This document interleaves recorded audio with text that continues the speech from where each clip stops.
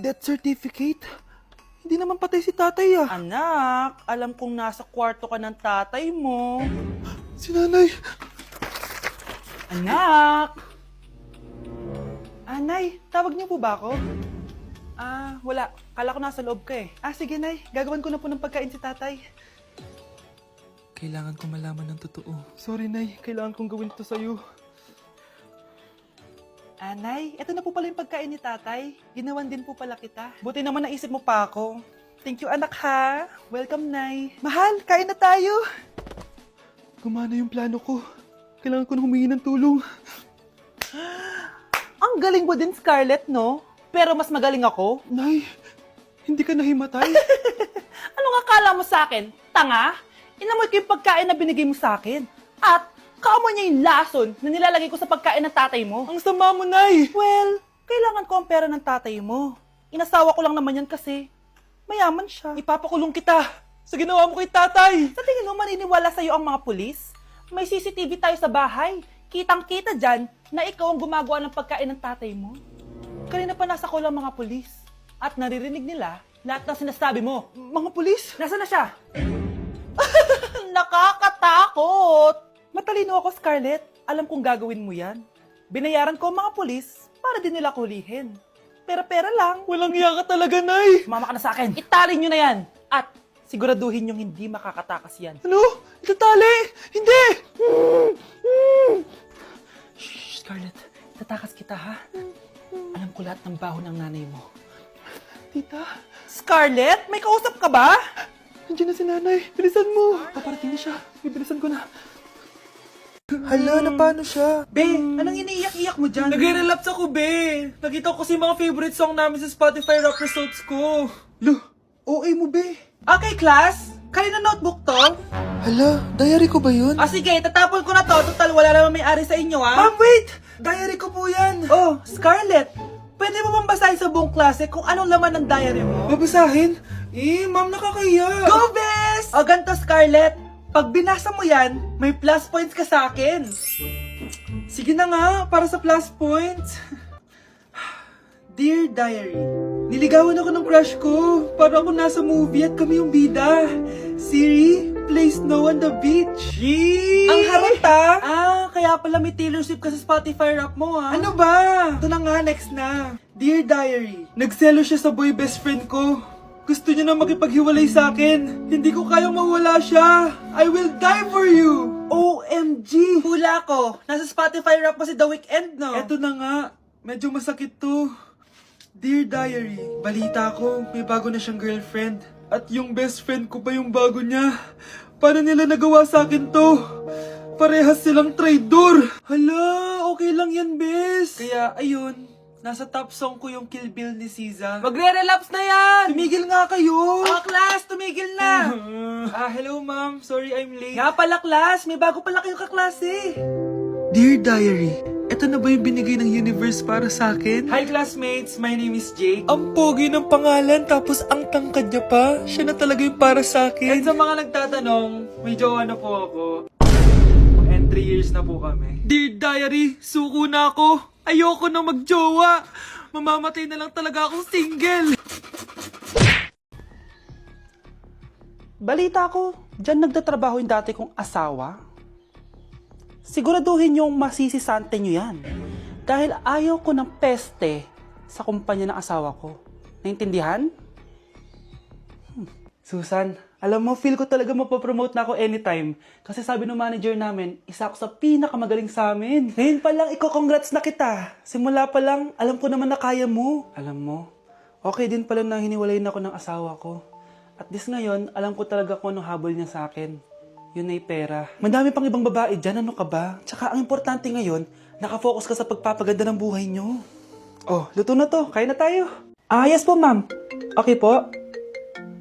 Ma'am, i-hold ko po muna kayo, ha? Wait for a while. Sino itong tumatawag? Sir Ramon, may bad news po ako sa'yo. Ayaw ka po ng boss namin. Ano? Kaya tatanggalin ka sa trabaho. Anong tanggal na ako sa trabaho, ha? Utos lang po sa amin. Hindi pwede yun. Sorry sir, humanap ka na lang po na ibang trabaho. Bakit puro na lang kamalasan dumadating sa buhay ko?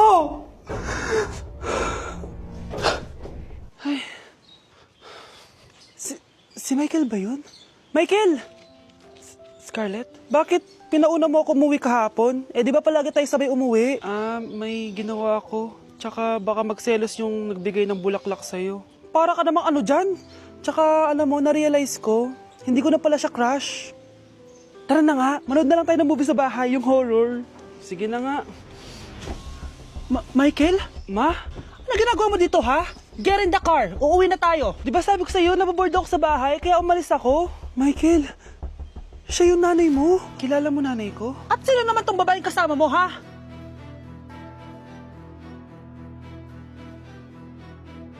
Nay, sorry. Napagastos ka pa tuloy sa pagpapa-hospital sa akin. Ano ka ba, anak? Nawala na nga sa akin yung kuya mo, di ba? Ayoko namang mawala ka din sa akin. Hello po, good morning. Dok, ano po balita? Makakalabas na po ba si Scarlett bukas? Ma'am, may good news po ako. Pwede na po lumabas si Scarlett bukas. Salamat sa Diyos! Hindi na ako magiging pabayang ina. Ayoko na maulit yung nangyari sa kuya mo. Nay, ano pala nangyari kay kuya? Hindi mo pa nakakwento sa akin yun. Ha? Bata pa yung kuya mo, anak, nung nawala ko siya sa palengke. Mare, magkano tong sitaw? 50 na lang sa'yo, Mare. Ang mahal naman, Mare. Pwedeng 20 na lang to. Mga laruan ba yun? Ang ganda nun na. O siya, sige na, kumare naman kita eh. Ayun yung gusto ko sa'yo eh. Tara na, anak. Anak, anong lugar na to? Nasaan yung batang yun? Nasaan na si nanay? Nay! Anak! Ate, may nakita po kayong bata dito? Ay, wala po akong nakita eh. Nasaan na ba yun? Anak! Simula noon, hindi ko na nakita yung kuya mo, Scarlett. Hanggang sa may pumuntang pulis sa bahay natin. Ang sabi nila, patay na daw siya. Grabe naman yung nangyari kay Kuya Nay. Ang lungkot naman po pala nung nangyari sa kuya ni Scarlett. Sige na po, ma'am. Kailangan ko pa pong bisitahin yung mga ibang pasyente. Sige po, Dok. Salamat po. Anak, ang importante, makakauwi ka na bukas. Opo, Nay. Makakapag-thirst trap na ako ulit.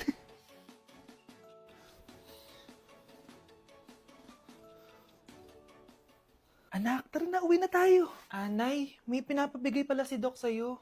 Oh, ano naman kaya to?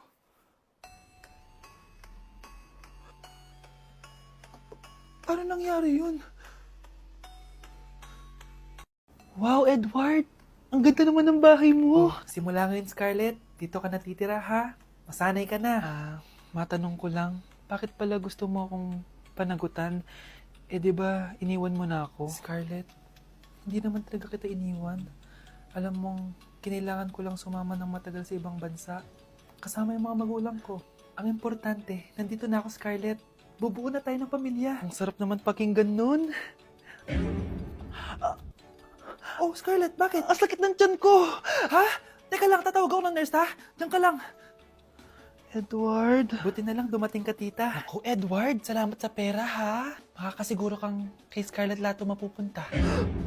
Bakit nandito yung babaeng yan, ha? Paalisin niyo yan! Ha? Ano nangyayari? Scarlett? Anak, di mo ba kilala? Nanay mo ko.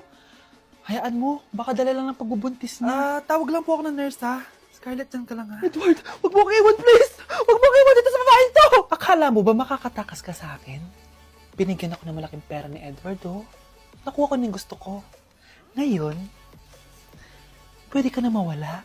Nay, wag po, please. Scarlett, pigilan niyo babae niyan! Brianna? Tita, anong ginagawa niyo kay Scarlett, ha? Wala. Ina-adjust ko lang yung unan niya. Napakasama mo, tita. Sariling anak mo, papatayin mo. May ipapakulong ako dito. Ano? Kulong! Edward, nakatakas siya! Scarlett, hayaan mo na siya. Hindi ka na niya pwedeng saktan, ha? Paano yung pera? Buti na nakatakas ako. At least may cheque naman ako. Nasaan na yun? Nasaan na yung cheque? Ito, oh. Naiwan niya. Thank you, Edward. Masaya ako para sa inyo, ate. Scarlett, Brianna, hanggat nandito ako, poprotektahan ko kayong dalawa. Nay, maniligaw ko nga pala. Hi tita, ako nga pala si Enzo, ang soon-to-be jowa ni Scarlett. Enzo? Anak, di ba yan yung anak ng mayor? Opo, Nay. Galing mo talaga pumili, anak. Mukhang magkakapera ako, A few moments later. O sige, pumapayag na ako na maging jowa mo tong anak ko. Yes! Pangako tita, hindi ko papaiyakin si Scarlett. Pwede mo na akong i-kiss. Paps! May bayad ang kiss sa anak ko, ha? Nay, ano na naman yan? Aba, syempre, ang mahal ng diaper at gatas mo ng bata, tapos libre lang. Eh, ano naman? Tita, magkano po ba? Magkano? Eto price list. Holding hands, 200 pesos. Hug, 300 pesos. Kiss sa kamay, 500 pesos. Kiss sa noo, 700 pesos. Kiss sa lips, 1,000 pesos. At kung makikipag-date kayo sa isa't isa, 3,000 pesos at dapat sagot mo yung bill, ha? 3 hours lang yon. Kung mag-extend ka, pwede naman magbayad ng additional. At, bawal tumawad. Pili ka na lang. Nay, ang mahal naman. Diyos ko. Eh ano naman, business is business. Kailangan ko ma-ROI mga nagastos ko sa'yo. O, ito po, tita. Cheque. Unlimited kiss na yan, na. Cheque? Kahit gumawa pa kayo ng 10 anak. 1 million ba to? Ano to? Idedemanda mo ako? Ano ba ginawa ko sa'yo? Oo, ipapademanda kita. Gagawin mo pa akong business mo, ah. Wala ka namang business permit. Tsaka ang mahal naman ng mga presyo mo. Eh, di naman gano'ng kaganda tong anak mo. Teka lang. Joke lang yun eh. Mahilig talaga ako maganon. Isusumbong ko kayo sa tatay ko, Mayor. See you sa kulungan. Kukulong na naman ako.